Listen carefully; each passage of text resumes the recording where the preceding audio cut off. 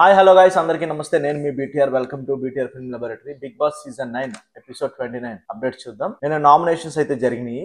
ఎవరెవరు సేఫ్ గా ఉన్నారు, ఎవరు ఎలిమినేట్ అయ్యారు అన్నది లాస్ట్ లో డిస్కస్ చేద్దాం. ఫస్ట్ అయితే నాగార్జున గారు స్టేజ్ మీదకి వచ్చారు.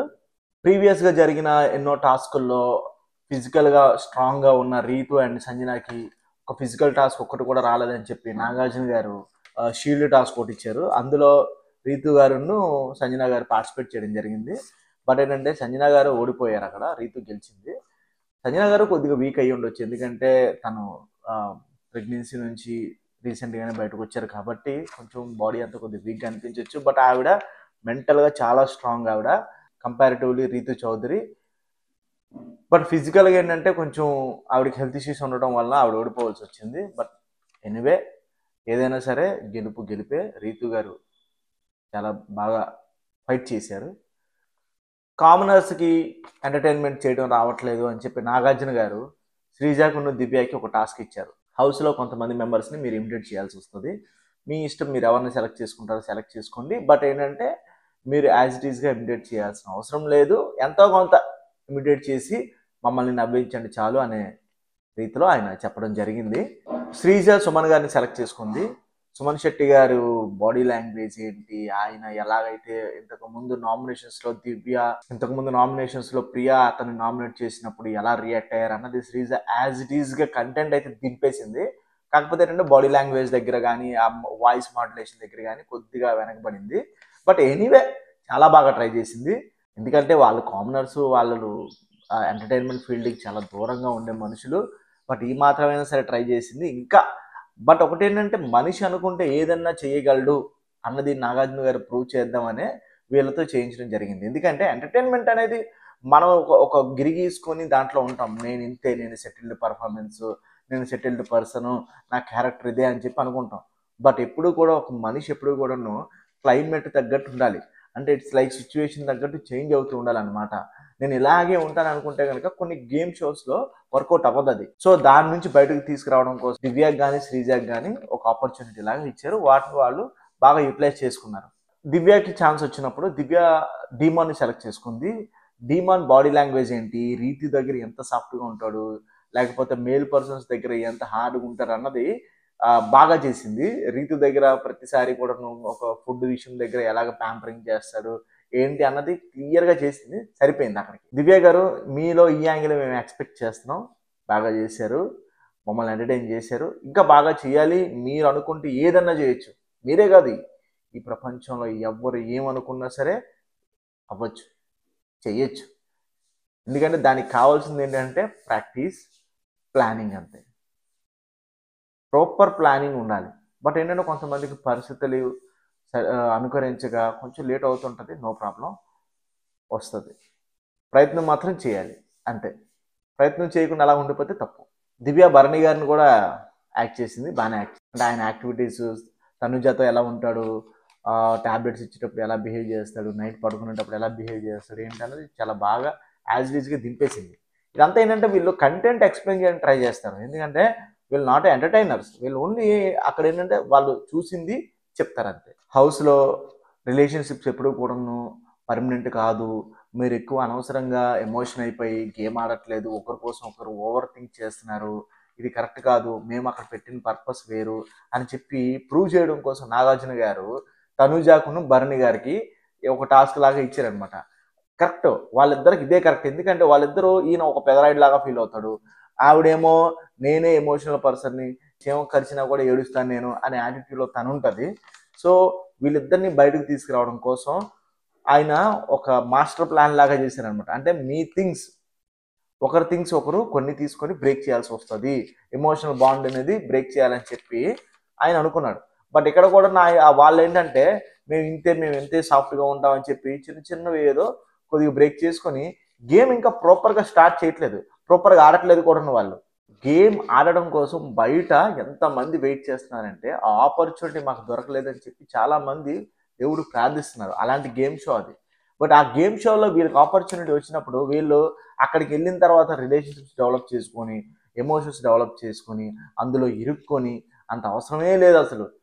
బిగ్ బాస్ హౌస్ నుంచి వన్స్ బయటకు వచ్చిన తర్వాత ఎవరి లైఫ్ ఎటు వెళ్ళిపోతాయో కూడా తెలియదు, ఎవరు కలుస్తారో కలరో కూడా తెలియదు. అలాంటి దానికి మనం ఎందుకు వెళ్ళాం అన్నది మర్చిపోయి ఓవర్ థింకింగ్ చేయడం అనేది కరెక్ట్ కాదు. నాకు ఆపోజిట్ పర్సన్ ప్రాపర్గా దొరకలేదు, ఒకవేళ దొరుకుంటే కనుక నేను ఏంటో చూపిస్తానని చెప్పి అనే ఆలోచనలో కళ్యాణ్ ఎప్పుడు ఉంటుంటాడు.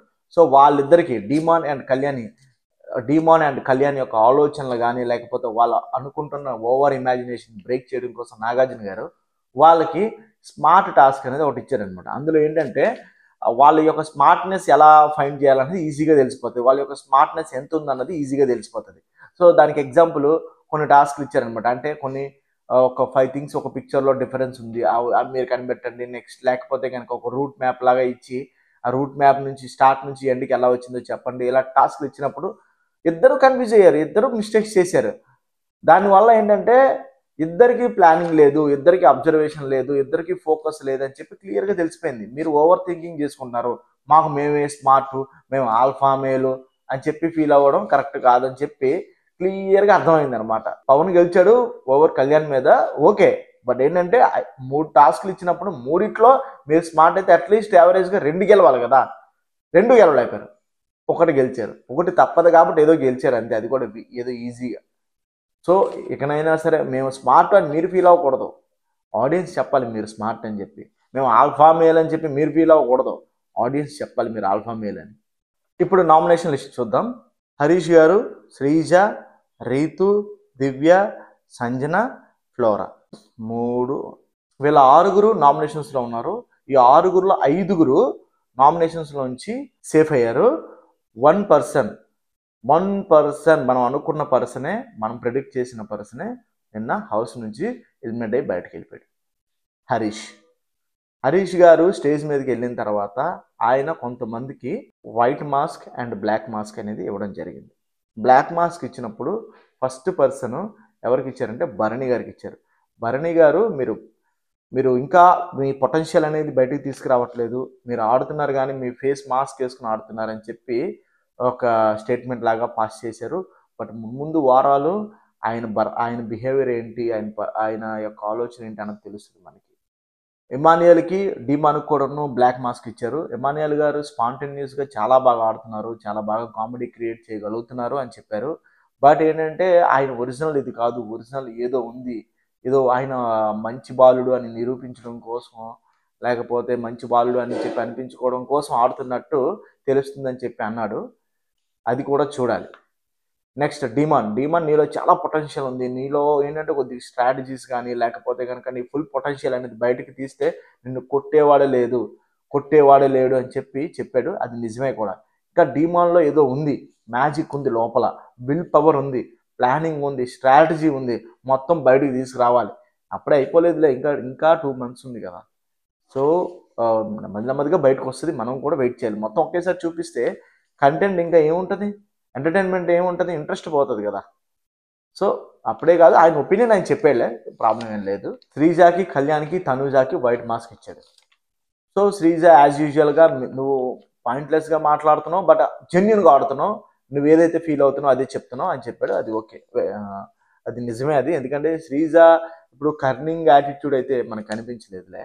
కళ్యాణ్ కూడాను చాలా జెన్యున్గా ఆడుతున్నాడు, బట్ ఎమోషనల్ బాండ్ అనవసరంగా పెట్టుకొని టాస్క్ ఆడట్లేదు, టాస్క్ దగ్గర లైట్ తీసుకుంటున్నాడు అనమాట. అంటే అదే ప్రాబ్లం ఎక్కడ వస్తుందంటే వీళ్ళు ఓవర్ థింకింగ్ అనమాట. మేము అది అని చెప్పి ఫీల్ అవుతున్నారు. బాబు మీరు ఏమీ కాదు, ఏదో ఎవరికి రాని ఆపర్చునిటీ మీకు వచ్చింది అంతే. మీరు ప్రూవ్ చేసుకుని పైన కూర్చున్నప్పుడు మీరు అది, అప్పటి వరకు మీరు ఏమీ కాదు, మీరు జస్ట్ నార్మల్ పర్సన్. మీరు ఎప్పుడైతే మీరు అనుకున్నది సాధించి అక్కడికి వెళ్తారో అప్పుడు మీరు సెలబ్రిటీస్, అప్పటి వరకు కూడా నార్మల్ పర్సన్స్.